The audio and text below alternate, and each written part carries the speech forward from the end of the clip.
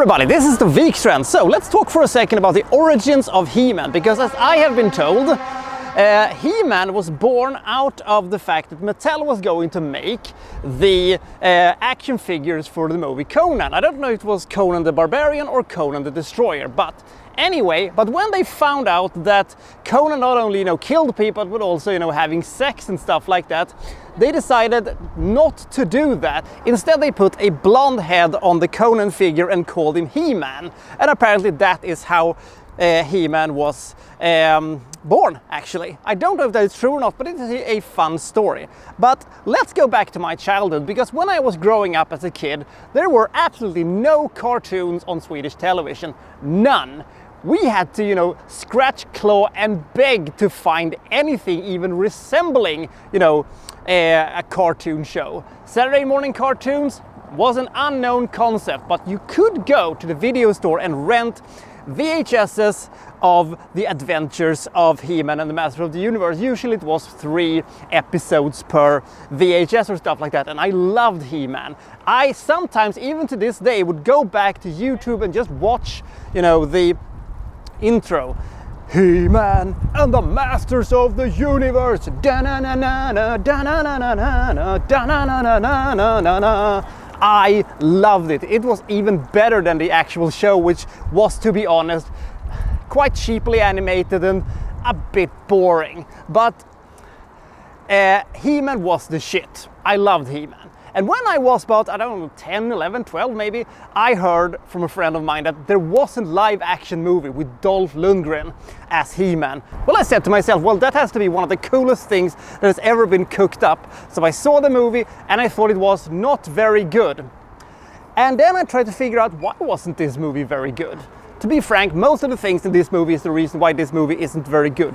But we are getting far ahead of ourselves. Let's try to have a very big slice of 80s cheese, and together we shall go and review Masters of the Universe. Not He-Man and the Masters of the Universe, because, well, He-Man is not really the focus point of this movie. Who is? Well, that's what we're gonna find out today. Masters of the Universe, everybody. It's not very good.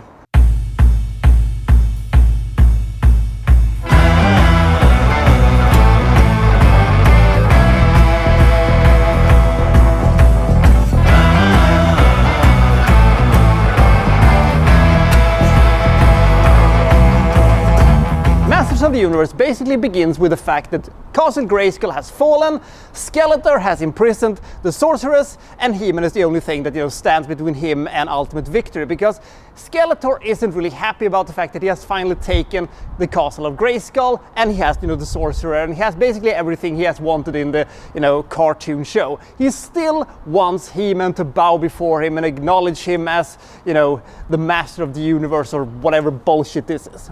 By the way, Skeletor is played by Frank Langella, who should have known better, but what are you gonna do? But He-Man, along with Man-at-Arms and his daughter Teela, is of course going to try to fight back against Skeletor's minions, which they do very easily, because let's face it, because Skeletor's henchmen in this movie are about as ineffective as you can ever get. They make the stormtroopers from the Star Wars movies like fucking Delta Force in comparison, so they're not a very big threat. And He-Man is trying to negotiate the terms of releasing the Sorcerer or stuff like that, but Skeletor just wants He-Man to kneel and stuff like that. And it is not very interesting, but it's about to get even less interesting, because they have come across these weird locksmith creature, which I think is supposed to be Orko, but since they couldn't figure out how to do Orko in a live action movie, they just decided to call this guy something else. He's really annoying and the bane of my existence, but he has something else that is also the bane of my existence. It is this dimensional key thing that he has, which looks like a combination of the crypto key from the Da Vinci Code, a synthesizer, and a bunch of can openers. And when this very annoying locksmith is fiddling with the buttons, it spins around a little bit and has the ability to send you to some other dimensions. And that's why Skeletor wants both the locksmith and his device to become the true Masters of the Universe, or some bullshit like that. The thing is that the locksmith comes and saves He-Man, from being overrun by Skeletor's forces, and you know, they're sent through a dimension. So at this point you're thinking, where are they going to end up? What kind of imaginary place are they going to travel to and have awesome adventures, running away from Skeletor's, you know, troops? Maybe they will find some, you know, fantastic alien race that, you know, can help them battle Skeletor's minions and stuff like that. Do you want to know where they go? They go to fucking New Jersey. Because when I think about adventures with He-Man, I really think about, you know, Teela and Man-at-Arms, you know, sitting behind a second-rate fast food chain and munching on fucking, you know, fried chicken and stuff like that. What the fuck is going on? So, you know, one of the people who works at this fast food joint that they have, you know, sort of raided, is Julie, played by a young Courtney Cox, who mostly goes around and moping about the fact that her parents are dead because of, you know, a plane crash a year prior to the events of this movie. And I'm not going to lie here, the story about Courtney Cox and her stupid boyfriend and that police officer is played, you know, by the principal from Back to the Future, who mostly goes around bitching and complaining about stuff. Their story is as important as the story with, you know, Man-at-Arms and Teela and Evelyn and all this hokey bullshit that Skeletor is sending to New Jersey, because he will of course arrive himself to, you know, capture He-Man and capture, you know, the device. Because you see, the key is lost to them, so they're kind of stuck here in New Jersey until they can find him and go back to Eternia and, you know, to a much more interesting story than what we're currently in. I don't think personally that a fish out of water story works well unless there is a normal character that goes to an fantastic location. Having fantastic people going to a boring, mundane location does not work. Sonic. Wouldn't it have been better if a kid or something like that would have traveled to Sonic's world and experiencing all that shit? For as bad as the movie Gore and Gore 2 is, at least it is about a character that comes to a fantastic world where he doesn't know the rules and we get to experience him experience a world we're not familiar with. It is not funny when they're trying to figure out what the fuck a record store is and shit like that. It doesn't fucking work. I think this movie's biggest mistake was setting this movie in New Jersey, but that's just, you know, the start of this movie's problem, because at least if they could have had cool action sequence with, you know, the character we all know and love with He-Man and Evelyn and stuff like that, it could have worked, but the action sequences are slow and they are lame and they are, you know, far in between.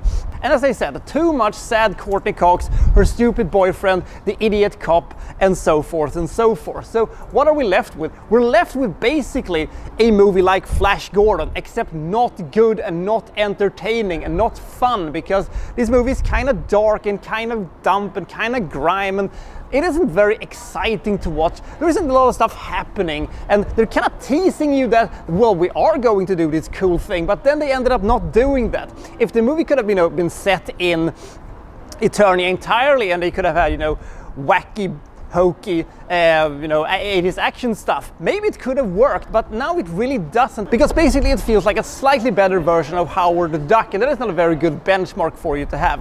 Skeletor as a villain wasn't very funny. He has long speeches and he's kind of boring. He doesn't have that much screen time, and the most cool thing he does is that when he turns around, they make a cool sound effect. And they ended up doing it so many times that I got actively sick about it. And to top it all off, he has these long, boring villain speeches on how, you know, evil he is and how he's going to rule the universe and all that kind of bullshit that I was just ready to go home at this point. Masters of the Universe is a bad movie that completely missed the mark on what it was supposed to do. This is not really a movie about, you know, He-Man or anything like that. It feels like some kind of a, you know, E.T. or something like that, but bad, and, you know, with characters we don't care about. Dolph Lundgren is horrible in this movie. He has so... Look out now, the wind is about to trip over the tripod. Let's see if he can catch it.